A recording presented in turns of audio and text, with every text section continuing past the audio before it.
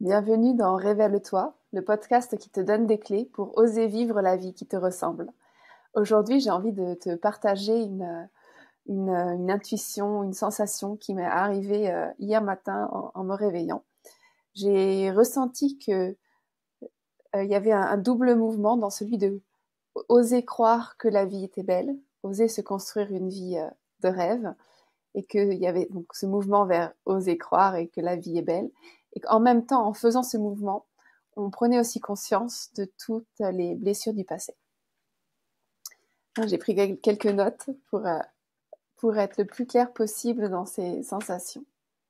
Croire que la vie est belle, c'est aussi voir ce qui ne l'a pas été. C'est à un endroit accepter que certaines choses vécues dans notre enfance ou à d'autres moments de notre vie n'étaient pas OK. Si je maintiens l'idée que la vie est dure ou que l'on n'a pas toujours le choix, je maintiens inconsciemment un espace d'excuse pour ce qui a été, un espace où je reste victime, quelque part aussi du coup innocent, innocente. Lorsque je décide de voir que la vie est belle, de croire que j'ai toujours le choix, alors pas forcément sur les événements, mais le choix de ce que j'en fais, le choix de la façon dont je réagis. Et là, je ne parle pas des réactions automatiques dans les situations extrêmes. Donc, je vous redis, si je décide de voir que la vie est belle, de croire que j'ai toujours le choix, alors je regarde autrement mes blessures du passé. Celles que d'autres m'ont infligées, celles que je me suis infligées. C'est un peu comme ramener les choses à leur place, comme redonner leur vraie couleur ou nommer un chat. Ne plus se noyer dans les événements, dans les excuses. Enlever peut-être les lunettes du doute. Et cela peut être douloureux.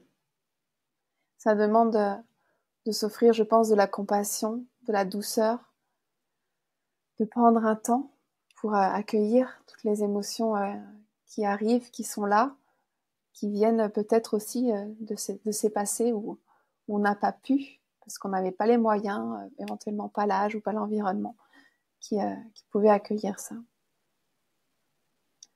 Lorsque je prends conscience que la vie peut aussi être douce, bienveillante, que la vie est de mon côté et que je commence à la créer, je prends également conscience de ce qui ne l'était pas, de ce qui ne l'est pas parfois encore, que ce soit dans le passé des violences, des abus, des humiliations, ou des choses peut-être plus simples, plus légères, mais qui quand même n'ont pas été justes, ou dans ce que vous vivez aujourd'hui, ça peut être aussi de poser des limites, de dire des non, de s'écouter. Et quand je prends conscience de tout ça, ça change tout. Tout devient enfin visible pour ce que c'est. Comme si on enlevait les couches d'histoire qu'on avait mis dessus et qu'on regardait enfin les choses, j'allais dire en noir et blanc, mais même pas en fait. Comme si avant on avait comme si on avait plein de voiles, plein de lunettes déformantes et qu'on enlevait tout ça et qu'on voyait cette réalité un peu brute parfois. Du coup, on peut voir ce que l'on a vécu et qui n'aurait jamais dû être, les rôles aussi que certaines personnes ont pris, nous y compris, et accepter que quelque chose est possible, c'est accepter qu'à un certain endroit, ce vécu ou quelque chose d'autre était impossible. Et là, je vous parle vraiment d'un plan de l'humain ici, parce qu'on peut dire à un autre plan en fonction de la façon dont vous voyez la vie. Moi, je pense qu'à un endroit, on a décidé ce qu'on avait envie de parcourir et puis les épreuves qu'on avait envie de vivre pour peut-être transmuter des choses. Et je pense que dans chaque épreuve, il y a des cadeaux.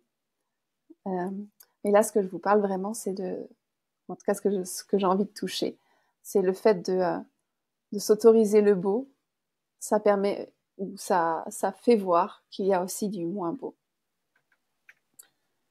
Et donc, quand je m'autorise ce beau, je peux me tenir là dans une conscience lucide et je peux dire une partie de ce que j'ai vécu n'auraient jamais dû être. Je redonne la responsabilité, les responsabilités à ceux qui les avaient, à ceux qui savaient, à ceux qui auraient dû les porter. Et je reprends la mienne. Je me libère de ce qui ne m'appartient pas. Aujourd'hui, je choisis ce que je fais de mon passé, des leçons de mon vécu, de ce que j'ai envie d'en faire. Avec conscience, je vois ce qui s'est joué et je décide de jouer à un autre jeu. Aujourd'hui, je choisis la vie. Je choisis de croire qu'elle est de mon côté.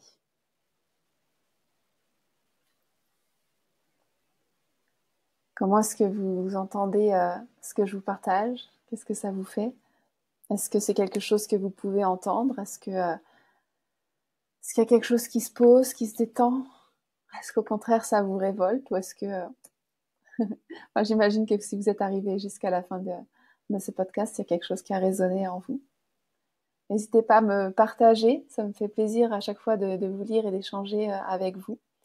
Vous pouvez aussi partager ce podcast à des personnes autour de vous si vous pensez que c'est quelque chose qui peut résonner avec eux. Et si vous voulez me soutenir, je vous invite à liker cet épisode, que ce soit sur YouTube ou sur Apple Podcast ou Spotify. Et vous pouvez aussi vous abonner à la chaîne pour pouvoir voir tout ce que je poste. Je vous souhaite une merveilleuse journée là où vous en êtes. Et puis je vous dis à bientôt. Au revoir.